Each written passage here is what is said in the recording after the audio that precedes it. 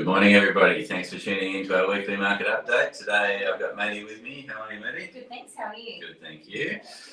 We're both back from Queensland a couple of days last week up at our national conference where it was a little bit warmer than what it is outside today in Gilbert. So we're going from 23 and sunshine to -2. Yeah. Yeah, it has been beautiful the last couple of days since we've been back, just a little bit cooler over night times. But yeah, certainly some nice still, well, I would say autumn weather, but we're in early winter weather now. And yes, welcome to winter a couple of days ago. So I'm sure it'll be a bit more of this and a little bit of snow starting to happen a bit more regularly now. So yeah, you must see in front of us that Maddie is holding very proudly an award that our property management team received on Wednesday night up in Queensland. And yeah, for number 2 in Australia for the property management, which is effectively a team award for second best team. It's something we've been in since the award was invented about 6 years ago. We've been in the top 10 nationally every year, and number 1 in Tassie, but not actually taken it out and placed in the top 3 ever before nationally. So we're pretty excited to be named in the top 3 in Australia and take out number 2 on Saturday night. So the look on Maddie and Carl's faces are pretty priceless. If some of you might have seen it on the Instagram, Facebook story the other night, but certainly very, very surprised and excited to get up on stage and see it. It was great, and honestly, it's funny when you go to the Tassie Awards because they're sort of your competitors in Tasmania. Yes, yeah. But when you travel along to the Australia Awards, Tassie's just one big team. So all of Tassie got around to anybody in Tassie that had an award. So we had Launceston and all sorts of places in Tassie coming up to us being like, congratulations, I can't believe second in Australia. So putting little old Tassie on the map, and it was just, it was great. It was a great feeling to be a part of a bigger team. Yes. And no matter what, they were happy for you, which was good. And really good for Tassie, for Harcourt's property management in general, wasn't it? Like it was probably more than half of the National Property Management Awards went to Tasmanian offices, so which is something we've never seen before. There's usually 1 or 2 maybe at best sort of thing. And I think there was 6 or so of them probably that went to Harcourt's Tassie offices, or 7. It was pretty crazy. Was and it was awesome. We found ourselves on our feet doing the standing, clapping a fair bit, which was lovely. But it was such a great night. They did the international awards as well at the same time, which they didn't do last year. Lots of clapping. Lots of clapping, yes. It was just so good to see so many people get recognition. Yes. And also how hard people work. I mean, we know how hard we work, but it's good to see that everybody around Australia with the Harcourt's brand, they're working so hard because they just love the brand and they love what they do, and it shows. It definitely shows. It's very different. Like so many people comment at the conference on how different it is to other larger groups that they've been a part of, where it's very much competitive against each other in other offices in the areas and things, and where we've got people kind of high-fiving and building arches to walk through and all this sort of things. It was great. Behind everyone, which is very different. So part of why it's growing so quickly, which was some other things that were announced as we probably announced it a few months ago, but Harcourt's are now number 2, not just in volume of sales, but in value of sales and all the metrics across Australia. So leapfrogged a few other agencies in the last 12 months. So that's something there that's growing quickly towards number 1. And then the other thing that was announced was CanStar rating. So that's something that CanStar haven't rated before as real estate industry. So they've rated through 2022, and they've just announced that Harcourt's are the highest rated for both buyers and for sellers in Australia. So similar in New Zealand, Harcourt's have been crowned by Reader's Digest, which is similar to CanStar over there, totally independent, just review heaps of industries, and they've been winning that for about 10 years in a row. And now Harcourts have just taken out the first ever one for CanStar, so hopefully that's something I guess everyone at Harcourts is pretty proud of, because it's not something that is people who are getting sent reviews. They're just randomly picking people, where some of the review sites are, I guess, a little bit tainted in some ways, because the agents might only send them to the people they want to send them to, rather than everybody, and things like that. So, and yes, I guess there's the promotion of the good reviews, where CanStar is going to get a broad section of the whole, I guess, marketplace, and see what that's like. So yeah, so yeah, it's a very, very exciting time. Lots and lots of exciting things coming out with technology, marketing, different things that are just being implemented and being implemented over the coming months. So yeah, certainly an exciting time to be at Harcourts, and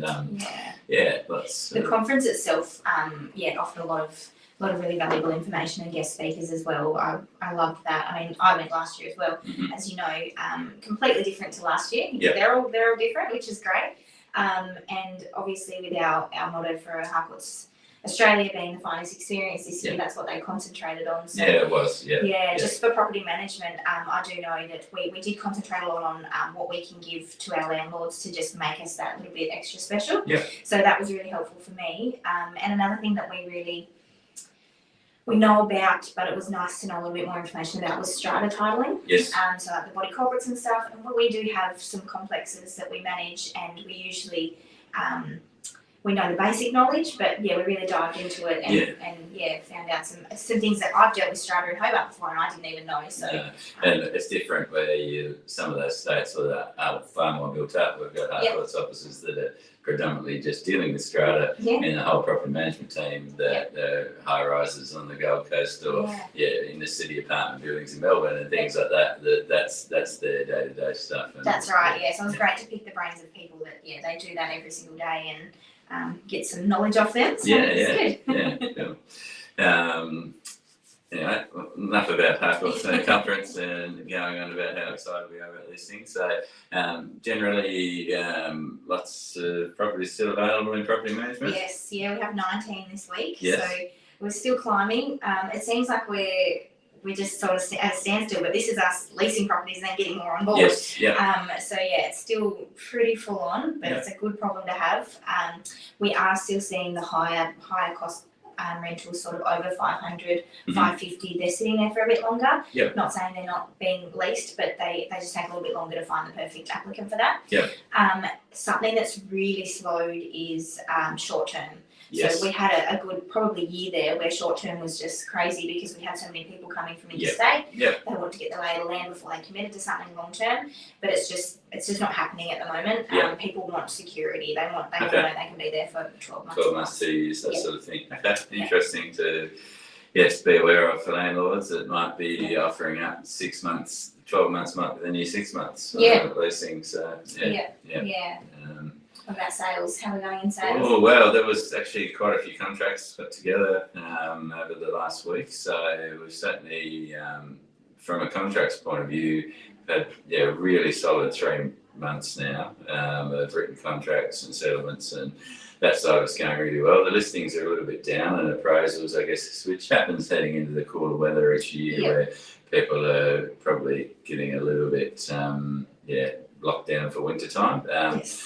However, this year, I think just because we've had a bit of a price fall over the last sort of late last year into early this year, seems to have stabilised now and things are going quite well. But certainly there's a lot of owners where that number's not quite where they'd like it to be, so maybe they're holding off to see what the market does and things there.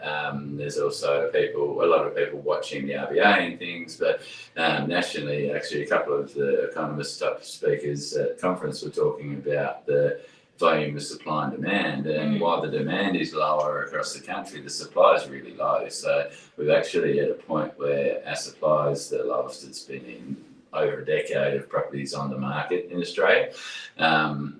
So the actual results are still fine, and what we're looking at with the volume for rentals and the house prices, staying and doing some forecasting with what's to come, that most of the economists have sort of felt that we're at the bottom of the market now, or just been through the bottom.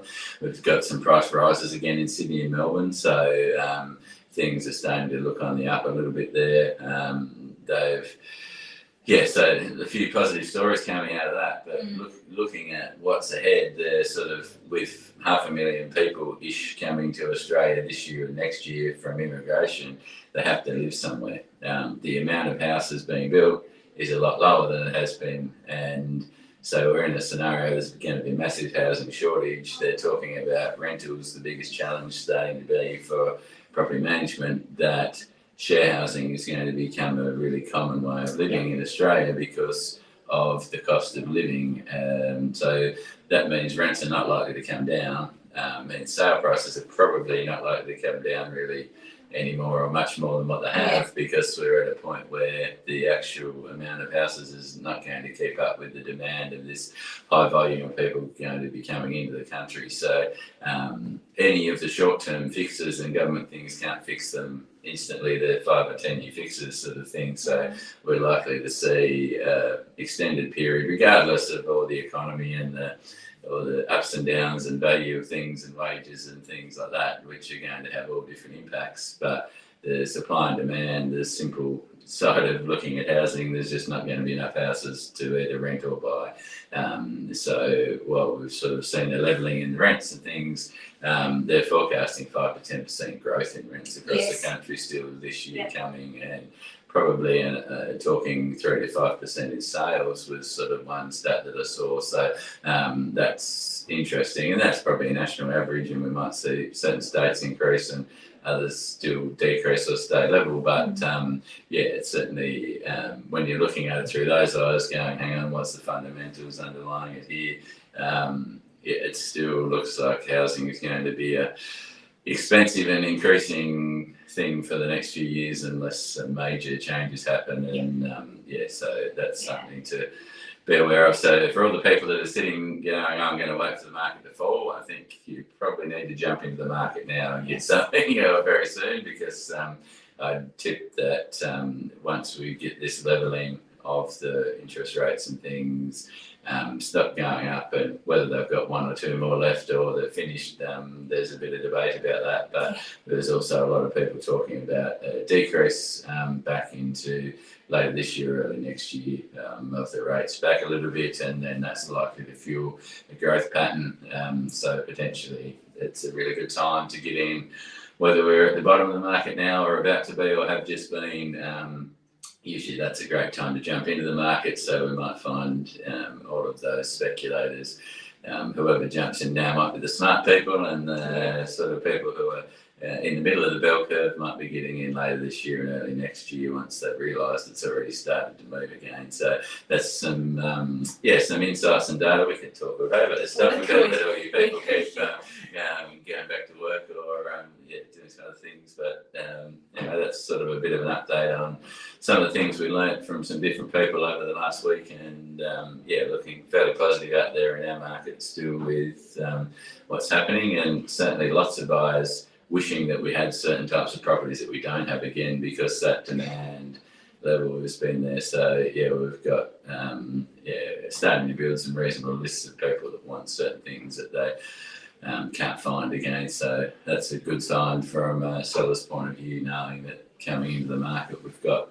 buyers waiting for certain types of properties there in the market right now. So cool. All right, I'll let you go and keep close guard on that award again.